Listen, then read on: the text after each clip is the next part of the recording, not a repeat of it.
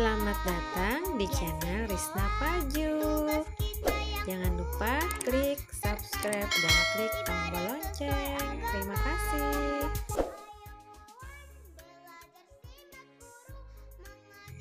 Assalamualaikum warahmatullahi wabarakatuh. Ketemu lagi di video pembelajaran muatan lokal bahasa Banjar. Buku Mandulang Intan kelas 4 SD halaman 9 sampai 14, yaitu Pangeran Antasari. Simak terus videonya hingga selesai. Mari kita baca bersama-sama sejarah singkat Pangeran Antasari. Dalam sejarah, Pangeran Antasari kada tercatat wayah pabila dilahirakan di kira-kira tahun 1797 atau 1809. Bapaknya Bangaran Pangeran Mashud, umaknya Bangaran Gusti Hadijah. Jadi dalam sejarah, Pangeran Antasari itu tidak tercatat kapan dilahirkan. Hanya dikira-kira di antara tahun 1797 atau 1809. Jadi ada beberapa sumber yang mengatakan kelahiran Pangeran Antasari tadi antara 1797 atau 1809. Yang mana ayahnya bernama Pangeran Mashud dan ibunya bernama Gusti Hadijah. Lanjut, Gusti Hadijah anak bebinian Sultan Sulaiman. Pangeran Antasari basa pupu lawan Pangeran Hidayatullah. Pangeran Antasari cucu ulih Pangeran Amir. Pangeran Amir tahun 1797 memberontak melawan Walanda. Pangeran Amir dibuang ke Sri Lanka sampai meninggal dunia. Nah, jadi di sini dikatakan bahwa Gusti Hadijah itu merupakan anak perempuan dari Sultan Sulaiman. Sedangkan Pangeran Antasari itu bersepupu dengan Pangeran Hidayatullah. Dan Pangeran Antasari itu juga merupakan cucu oleh Pangeran Amir. Di mana pada tahun 1797 Pangeran Amir memberontak melawan Belanda. Dan Pangeran Amir akhirnya dibuang ke Sri Lanka hingga meninggal dunia. Dan ini adalah foto Pangeran Hidayatullah, sepupu Pangeran Antasari. Lanjut, biar Pangeran Antasari keturunan bangsawan Banjar, kada hakun baisi pangkat lawan jabatan, malah banyak bakawan lawan bubuhan orang kampung. Jadi diceritakan juga di sini, meskipun Pangeran Antasari itu keturunan bangsawan Banjar, beliau tidak menginginkan pangkat ataupun jabatan, malah banyak berteman dengan orang kampung. Lanjut, wayah Pangeran Antasari masih anom, wan gagah, balalu meninggalkan Martapura, tulak ke pedalaman bakumpul wan bubuhan pajuang nang malawan pemerintah Walanda nang mencampuri urusan Kesultanan Banjar. Jadi di sini juga diceritakan saat Pangeran Antasari itu masih muda dan gagah, Pangeran Antasari meninggalkan Martapura dan pergi ke pedalaman berkumpul dengan para pejuang yang melawan pemerintah Belanda yang mencampuri urusan Kesultanan Banjar. Selanjutnya, kada lawas imbahnya itu Pangeran Antasari jadi pemimpin bubuhan pajuang.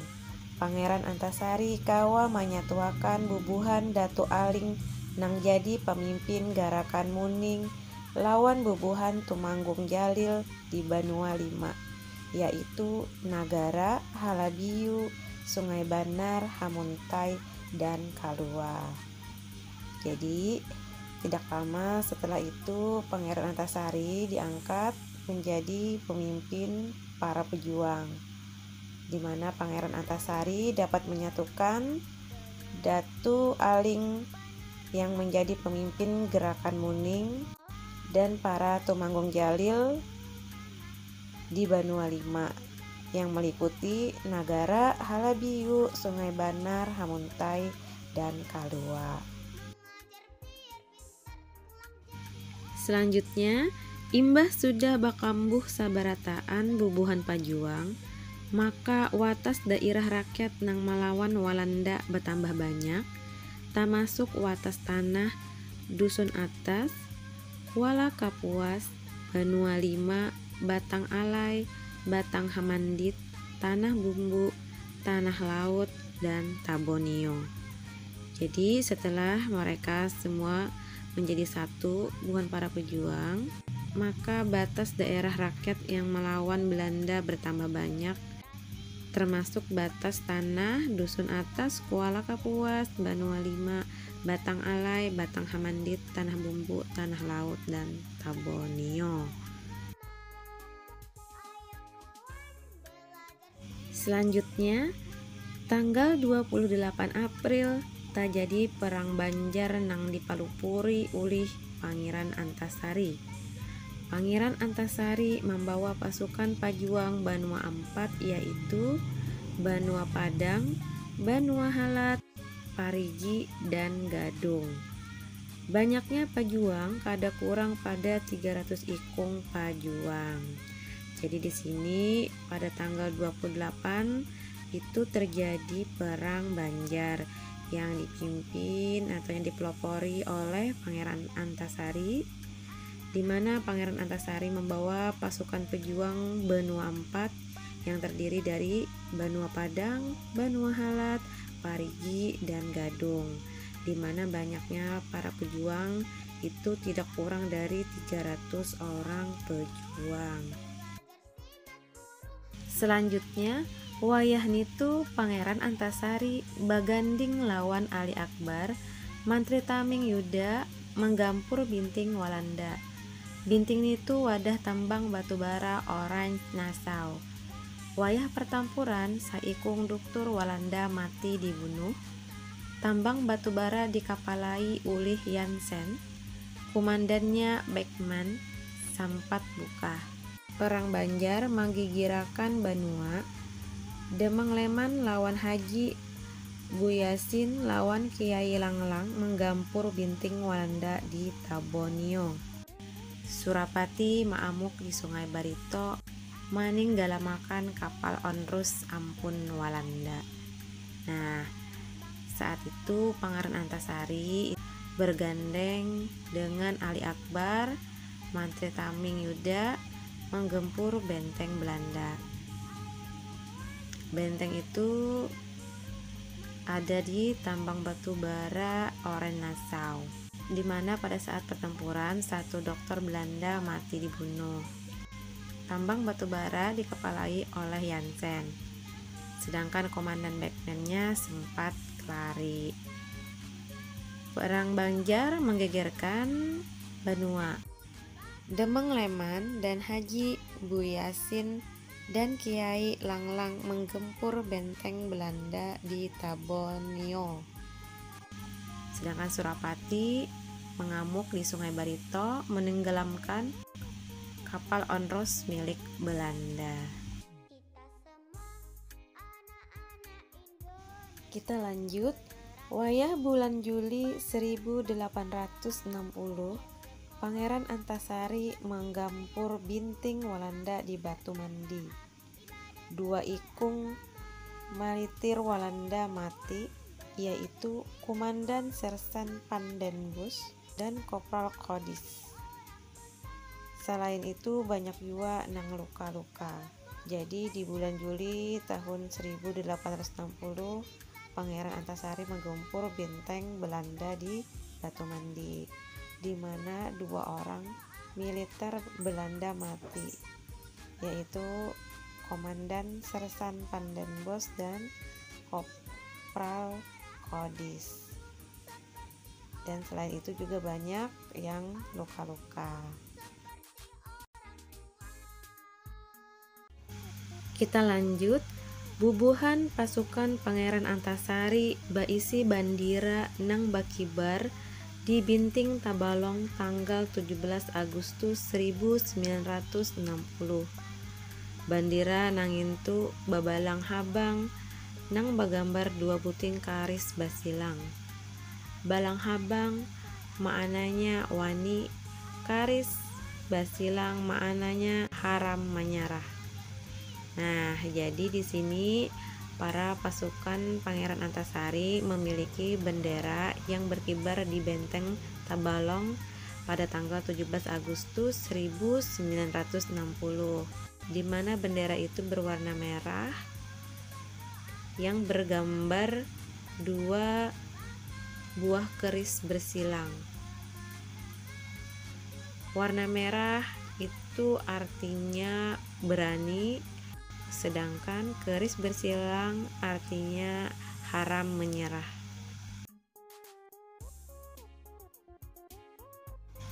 Selanjutnya, Pangeran Antasari itu gagah lawan wani-waninya. Bulan September 1960, Binting Walanda dihamuntai di gampur pasukannya. Dua ikung perwira Walanda mati ditembak, yaitu Kapten Cox lawan Letnan Ende. Terjadi pulang pertempuran di Paringin. Pasukan militer Walanda dipimpin oleh Penderwyck nang bagalar singa Paringin. Lantaran parigalnya nang harat sampai urang Paringin takutan. Pasukan Pangeran Antasari nang gagah lagi wani-waninya kawa membunuh Komandan Penderwyck. Nah, jadi di sini juga Pangeran Antasari yang gagah dan berani-beraninya di bulan September 1960, Binting Walanda yang ada di Hamuntai digempur oleh pasukan Pangeran Antasari. Dan dua orang perwira Belanda mati ditembak, yakni Kapten Cox dan Letnan Ende. Selain itu, terjadi juga pertempuran di Paringin, di mana pasukan militer Belanda dipimpin oleh Komandan Penderwyck yang memiliki gelar Singa Paringin karena perilakunya yang hebat, sampai-sampai orang Paringin sendiri takut terhadap Penderwyck. Namun pasukan Pangeran Antasari yang gagah dan berani-beraninya berhasil membunuh Komandan Penderwyck. Kita lanjut. Kadalawas sabulan imbah nitu Pangeran Antasari ada di daerah Sungai Barito. Militer Walanda menyasahi sampai ke situ. Belalu terjadi pertempuran di kampung Makuhaji. Komandan Walanda nang bangaran Kapten Stoker dihantam mampus oleh Pangeran Antasari. Nah, jadi sebulan setelah itu Pangeran Antasari berada di Sungai Barito, di mana militer Walanda mengejar sampai ke sana. Lalu terjadi pertempuran di kampung Makuhaji, di mana komandan Belanda yang bernama Kapten Stoker dilumpuhkan oleh Pangeran Antasari. Lanjut, Pangeran Antasari lawan pasukannya maulah Binting Gasan Batahan. Lantaran pasukan militer Walanda rancak menyerang. Binting Gunung Madang diulah lawan Tumanggung Antaludin. Ada juga Binting Gunung Sangsulit, Gunung Tungka, Tundakan, Liang Umbang lawan Binting nang lainnya. Jadi Pangeran Antasari beserta pasukannya membuat benteng untuk bertahan karena pasukan militer Belanda sering menyerang, di mana benteng Gunung Madang dibuat oleh Tumanggung Antaludin. Selain itu juga ada benteng Gunung Sangsulit, Gunung Tungka, Tundakan, Liang Umbang, dan benteng lainnya.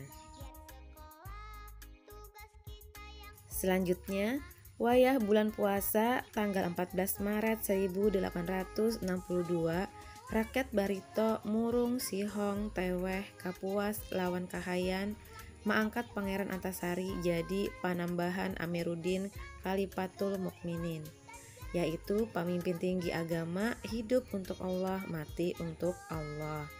Nah, di saat bulan puasa tanggal 14 Maret 1862, rakyat Barito, Murung, Sihong, Teweh, Kapuas, lawan Kahayan itu mengangkat Pangeran Antasari menjadi Panembahan Amiruddin Khalifatul Mukminin, yang artinya pemimpin tinggi agama, hidup untuk Allah, mati untuk Allah. Selanjutnya, Pangeran Antasari meninggal dunia tanggal 11 Oktober 1862. Pangeran Antasari berisi dua anak lalakian, yaitu Gusti Muhammad Seman dan Gusti Muhammad Said. Rakyat Barito nang mencintai katan Pangeran Antasari mengangkat Gusti Muhammad Seman menjadi sultan dan mengangkat Gusti Muhammad Said menjadi Mangkubumi. Selanjutnya, Perang Banjar dilanjutkan oleh Sultan Muhammad Seman. Wayah pertempuran melawan Walanda, Sultan Muhammad Seman gugur tanggal 24 Januari 1905. Jadi setelah wafatnya Pangeran Antasari, Perang Banjar dilanjutkan oleh anak beliau yaitu Sultan Muhammad Seman. Kita lanjut, Ratu Jaleha anak putri Sultan Muhammad Seman. Laki Ratu Jaleha Bangaran Gusti Muhammad Arsyad. Ratu Jaleha lawan Gusti Muhammad Arsyad batampur melawan pemerintah Walanda. Ratu Jaleha lawan Gusti Muhammad Arsyad ditangkap lalu dipenjarakan di Bogor. Nah, jadi di sini setelah wafatnya Sultan Muhammad Seman, Perang Banjar dilanjutkan oleh putri beliau yaitu Ratu Jaleha beserta suaminya. Tahun 1937, Ratu Jaleha nang sudah tuha dibulikakan ke Banjar. Ratu Jaleha wayah sudah tuha gagaringan nang akhirnya meninggal dunia.